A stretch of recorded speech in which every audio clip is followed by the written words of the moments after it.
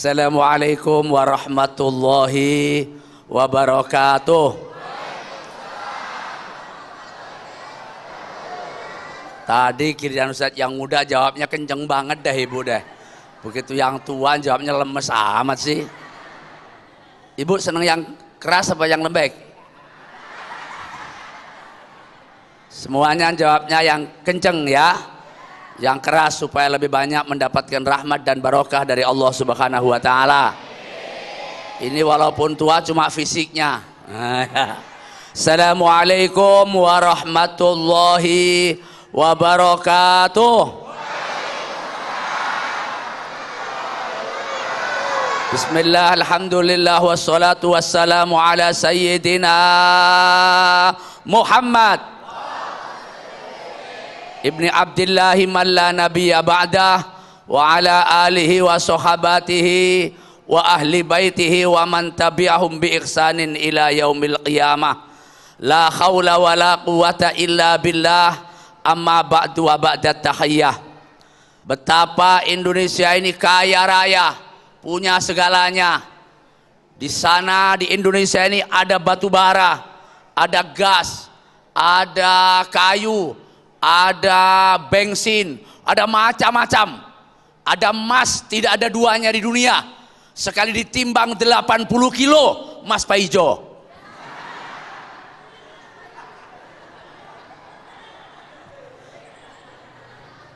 Mengapa kok rakyatnya masih kayak begini amat? Mengapa kok masih banyak yang jatuh miskin? Satu di antaranya adalah banyak imam-imam, pemimpin-pemimpin kita, wakil-wakil kita yang tidak mewakili rakyatnya. Tadi ditanya sama Ustadz Agus, kalau kita ngomongin kejelekan pemimpin, itu ribah apa enggak? Itu termasuk ngerasain apa kagak? Yang jawab duluan ibu-ibu, ya katanya. Mengapa? Ketahuan deh. Ya. Nah, begini, kalau niatnya ghibah itu tergantung niatnya. Kalau niatnya sekedar untuk menyampaikan kejelekan orang yang memang orangnya jelek, udah jelek dibilangin jelek, orang itu hitam, udah tinggi, merongos lagi misalnya ya, kan gak seneng orang diomongin. Nggak ada niat, cuma niat ngomongin kejelekan doang, itu namanya ghibah. Pernah Sayyidatina Aisyah radhiyallahu anha menceritakan tentang seorang wanita yang bertamu kepada Rasulullah yang postur tubuhnya terlalu tinggi.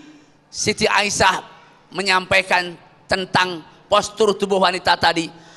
Belum cukup ceritanya, Nabi langsung bilang, ilfadhi ya qurrata aini, lepeh, keluarkan dari mulutmu apa yang telah kau katakan tadi. Anehnya begitu keluar kebuah, langsung keluar daging, segumpal daging. Kata Siti Aisyah, bukankah aku ngomong yang sebenarnya? Kata Nabi, ngomong yang sebenarnya dan tidak senang, cuma niat ngomongin kejelekannya doang, itulah ghibah. Kalau ngomong yang bukan sebenarnya namanya buhtan. Namanya apa? Buhtan. Dan itu lebih berat daripada membunuh. Persoalannya bagaimana kalau kita ngomongin pemimpin yang menyengsarakan rakyat, pemimpin yang menzolimi rakyatnya, pemimpin yang oleh baginda junjungan kita Nabi besar Muhammad dinyatakan dalam sebuah hadis riwayat Bukhari dan Muslim, ma min abdin yastar'ihillahu ra'iyatahu wa yamutu wa huwa ghasin fala yad'u illa harramallahu alaihi al-jannah. Tidak ada seorang pemimpin yang atas kehendak Allah dipilih jadi pemimpin, jadi wakil rakyat, jadi pemimpin di Indonesia, apakah presiden, apakah gubernur, apakah bupati, apakah RT, apakah RW, RT kan juga pemimpin, atau pemimpin rumah tangga dipilih oleh calon mertuanya dan calon istrinya menjadi pemimpin. Kemudian ketika dia mati dalam keadaan menipu kepada yang dipimpin. Bapak pernah nipu ibu enggak? Ayo hati-hati le. Pernah enggak? Ngaku aja dah. Pernah kagak? Pernah enggak? Pak tolong dong, saya nggak punya duit, minta duitnya dong. Kagak ada. Pernah enggak? Pada di kantong masih ada enggak? Pernah enggak? Itu ghosin. Kalau suka menipu seperti itu, pulang katanya kerjaannya ngelembur, ternyata ngelembur di warung tetangga. Pernah apa kagak? Pernah apa kagak? Itu kalau mati haram masuk surga. Na'udzubillahi min. Apalagi kalau yang dipimpin rakyat bukan rumah tangga. Karena itu ngomongin orang yang gosen, yang menipu, yang menzalimi rakyatnya, yang diharapkan surga dalam rangka memperbaiki keadaan, dalam rangka memperbaiki orang tadi, itu hukumnya wajib. Kalau tidak malah kita berserikat dalam dosa tadi. Allahu Akbar. Allahumma sholli ala Muhammad. Jadi yang Allahu Akbar beliau, yang sholat saya ya. Biar seimbang. Jadi sekali lagi bahwa pertanyaan Ustadz Agus tadi cantik. Kalau ada pemimpin yang zalim, kalau ada pemimpin yang menzalimi rakyatnya, mengkhianati rakyatnya, wakil rakyat mengkhianati rakyatnya, kita kok diem aja? Lu pada diem aja, nggak mau ngomongin, nggak nasihatin, lu bersarikat sama dia masuk neraka. Na'udzubillahi min. Makanya mari rakyat Indonesia sekarang ngomong semuanya. Kalau ada pemimpin yang zalim, kita teriak, hentikan kezaliman, hentikan kezaliman. Mengapa? Karena pemimpin yang adil itulah yang akan mendatangkan kemakmuran. Seperti apa yang akan saya sampaikan pada berikut nanti. Kata Sayyidina Ali, Allah terus akan memberikan pertolongan kepada negeri yang adil, walaupun kafir, kata Sayyidina Ali. Kita lihat jangan heran kalau di negeri ini banyak negeri yang aman, damai, makmur. Mengapa? Karena pemimpinnya adil.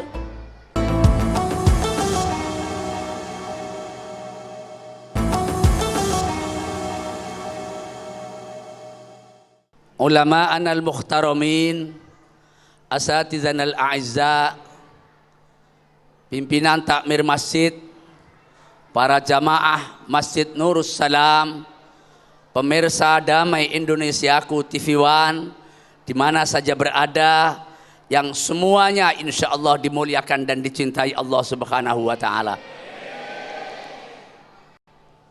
Mengapa kita berkewajiban untuk ikut berpartisipasi memperbaiki keadaan bangsa ini dengan memberikan tausiah wa tawasau bil haq wa tawasau bis sabr? Oleh karena Sayyidina Ali karramallahu wajah pernah menyatakan, innallaha sayangsurul baldatal adilah walau kanat kafirah, wala yangsurullahul baldatal zalimah walau kanat muslimah. Kata Sayyidina Ali, dalam pengelola negara ini yang penting bukan cuma istighosah di kampung-kampung, bukan cuma ngajak berzikir di kampung-kampung, bukan cuma itu, tapi yang paling penting bagaimana menciptakan keadilan. Kata Sayyidina Ali, Allah terus akan memberikan pertolongan kepada negeri yang adil walaupun kafir, kata Sayyidina Ali. Kita lihat jangan heran kalau di negeri ini banyak negeri yang aman, damai, makmur. Mengapa? Karena pemimpinnya adil. Tapi di negeri kita ini subhanallah, gak henti-hentinya musibah dari tahun ke tahun, dari tempat ke tempat yang lain, sampai kita kadang-kadang takut ke Jakarta ini. Mau naik pesawat terbang, takut pesawatnya jatuh. Mau naik ojek, takut ketiban pohon. Mau diam, takut kalau gempa bumi. Mau di pinggir laut, takut tsunami. Pendeknya serba tidak jelas. Mengapa? Karena kapan-kapan datang musibah dari Allah, dan itu kuncinya adalah tergantung kepada imam yang adil. Ibu kenal nggak dengan seorang pemimpin namanya Umar ibnul Aziz? Kenal nggak? Kenal? Di mana lo kenalnya? Enak aja lo. Kalau Pak Haji Umar gue kenal. Umar Abdul Aziz masa kenal Ustaz zaman dulu kok kenal. Dia nggak pernah tahu Bekasi. Ini beliau datang ke Madinah, Pak. Datang ke Madinah. Umar Ibn Aziz seorang tokoh yang terkenal. Saking sederhananya. Ketika datang hari raya, semua anak-anak pada pakai baju baru. Anaknya menangis, minta baju baru. Pak, tolong dong beliin baju baru. Tolong Pak beliin baju baru. Dia panggil istrinya. Ternyata tidak ada sepeser pun uang simpanan istrinya. Bayangkan coba. Bayangkan dengan pemimpin sekarang yang satu orang punya rekening gendut sampai triliunan. Gajinya berapa? Rekeningnya berapa? Dari mana itu asalnya? Ya, jangan-jangan salah alamat. Emang Ayu Ting Ting apa?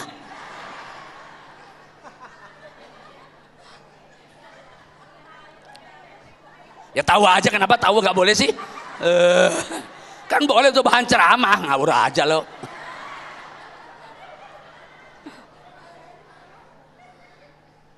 Itu khalifah yang sederajat dengan Khulafa Rasyidin sampai dijuluki sebagai Al-Khalifatul Khamisah, sejajar dengan sahabat Abu Bakar, Umar, Utsman, Ali.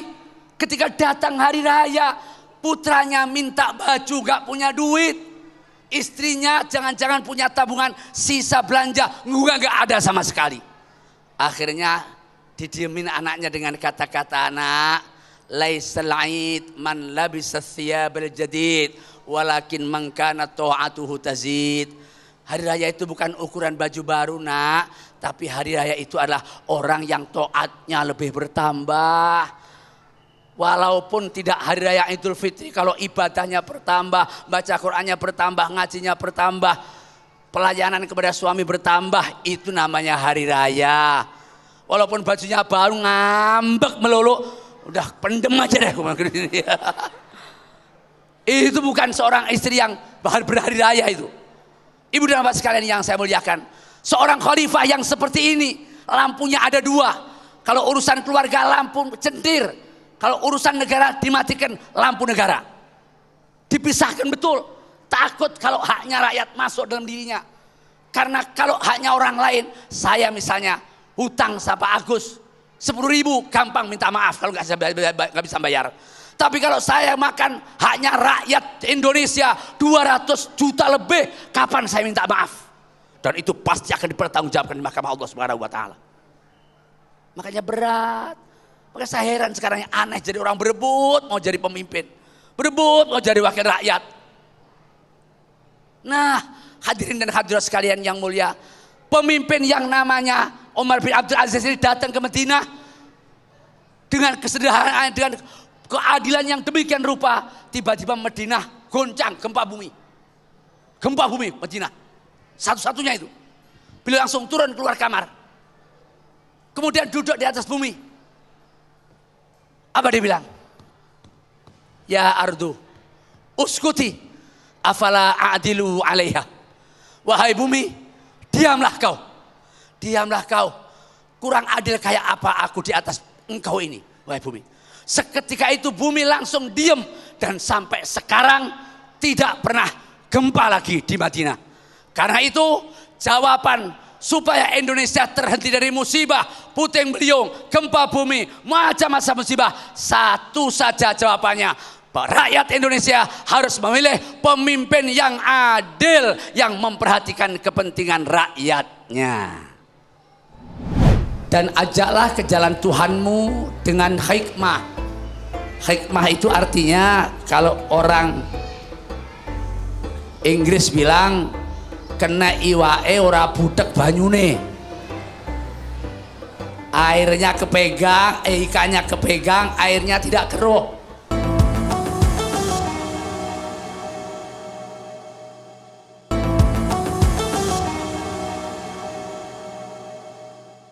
Kalau kita memberikan tausiah, memberikan saran kepada orang yang melakukan kesalahan, itu artinya kita melakukan dakwah.